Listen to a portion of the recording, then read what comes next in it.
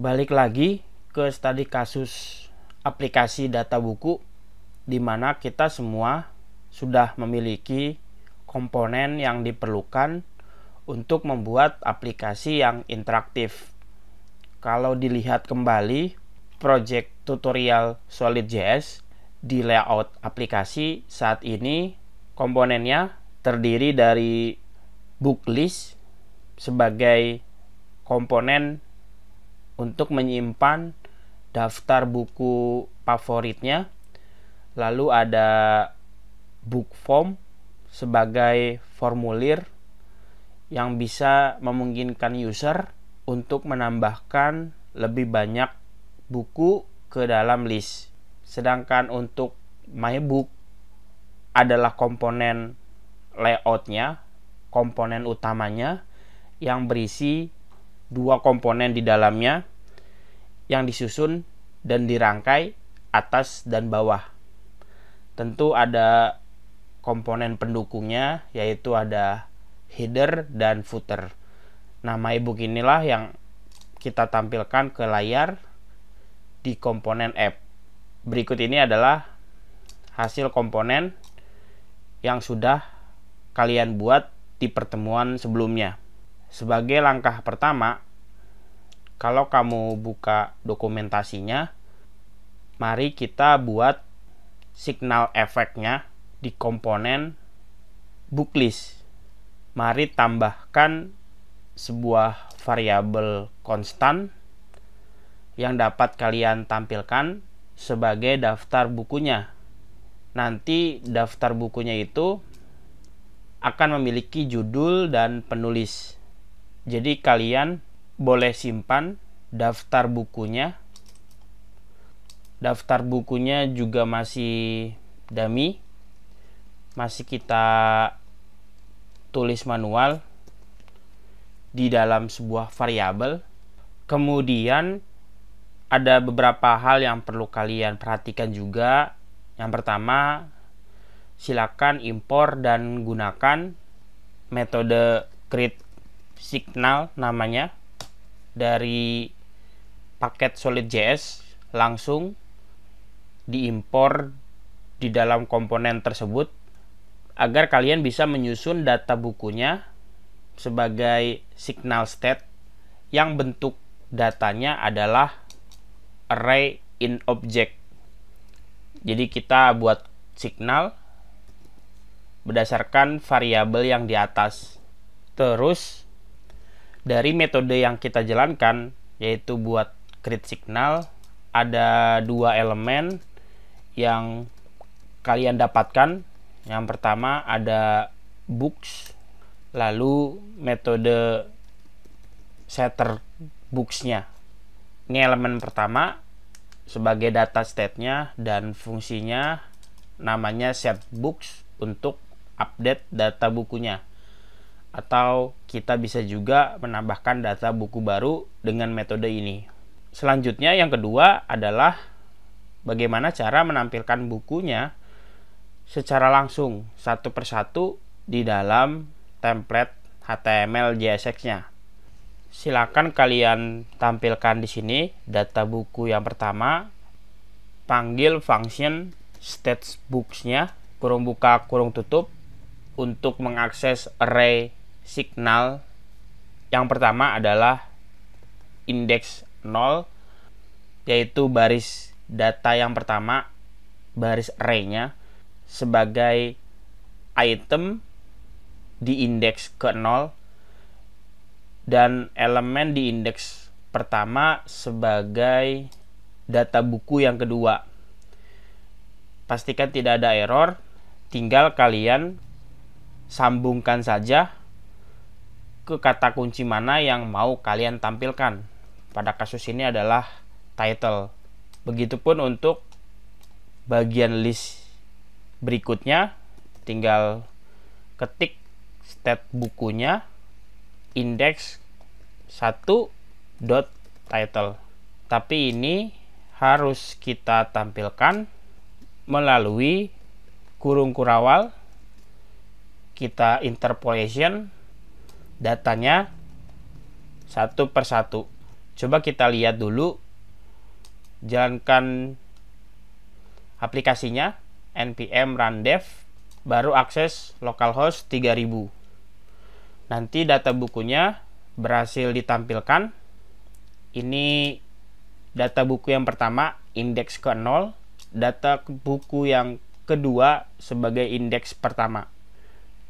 Coba kalau kita ganti data bukunya, kita update, harusnya berubah. Sekarang data bukunya sudah diambil dan berasal dari signal data state yang kita buat. Cuma masalahnya datanya dipanggil satu persatu. Supaya lebih fleksibel, kalian bisa melakukannya dengan secara otomatis tanpa harus menyebutkan indeks array-nya, array itemnya. Artinya jauh lebih dinamis, yaitu dengan melakukan perulangan. Karena kalau kamu nampilkan penulisnya juga, berarti kamu harus melakukannya seperti sebelumnya. Jadi kurung kurawal, data states-nya, books, lalu akses indeks 0 dot author, seperti itu. Nah, dengan menggunakan perulangan, kalian tidak perlu memikirkan indeks keberapa yang harus ditampilkan. Dan kalau mau menampilkan data buku yang ketiga, kita tambahkan lagi list berikutnya. Itu sangat merepotkan.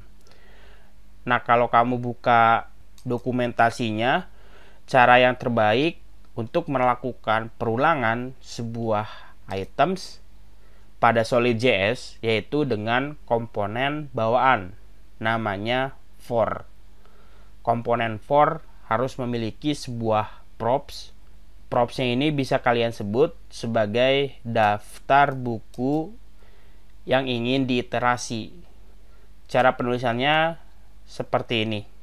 Nah, nanti di dalam komponen for-nya, yaitu di antara pembuka dan penutup, kalian gunakan fungsi callback yang akan mereturn setiap indeks elemen di dalam array. Dalam contoh kali ini, saya ingin menampilkan buku di render ke dalam daftar list HTML-nya. Kurang lebih seperti itu. Jadi kita coba saja. Ini boleh kalian hapus atau biarkan dulu. Kita tampilkan komponen for-nya. Cuma komponen for-nya harus kalian import agar tidak terjadi error. Kita each atau kita iterasi state bukunya. Di antara komponen for-nya ada kurung kurawal, lalu tulisnya seperti ini, tulis function callback yang memiliki parameter index array atau elemen array yang berhasil diiterasi. Namanya bebas, misalnya buku seperti ini, lalu return sebuah HTML. Yang kita tampilkan adalah HTML list. Dari sinilah bukunya sudah bisa kalian akses dengan cara book.title.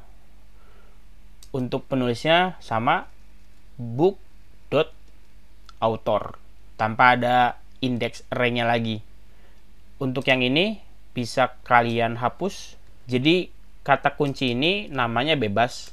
Intinya ketika diiterasi, kalian akan masuk ke baris data ini.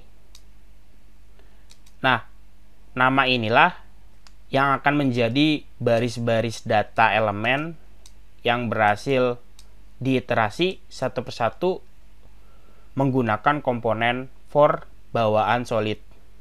Sehingga ketika kita return, kalian cukup panggil data bukunya singular.title, lalu nama kolom tertentu yang ingin ditampilkan. Harusnya tampilnya sudah sesuai dengan yang kita inginkan. Sekarang data bukunya ada 3, sudah berasal dari state signalnya. Berbeda apabila kamu menggunakan React.js ya. Di dalam React, untuk melakukan perulangan sebuah items harus menggunakan function ArrayMap. Jika kita menggunakan ArrayMap pada Solid.js, setiap elemen di dalam buku itu harus dirender setiap kali signal buku berubah. Tidak seperti komponen for yang hanya memeriksa array ketika berubah dan hanya memperbarui elemen yang diperlukan saja. Dan kalau kamu perhatikan, komponen for milik Solid.js itu tanpa mendeklarasikan kata kunci yang identik di setiap iterasinya. Tidak seperti React harus mencantumkan atribut key agar tidak terjadi error atau pesan warningnya. Mungkin itu perbedaan dari kalian menggunakan ray.map atau menggunakan komponen bawaan dari Solidnya.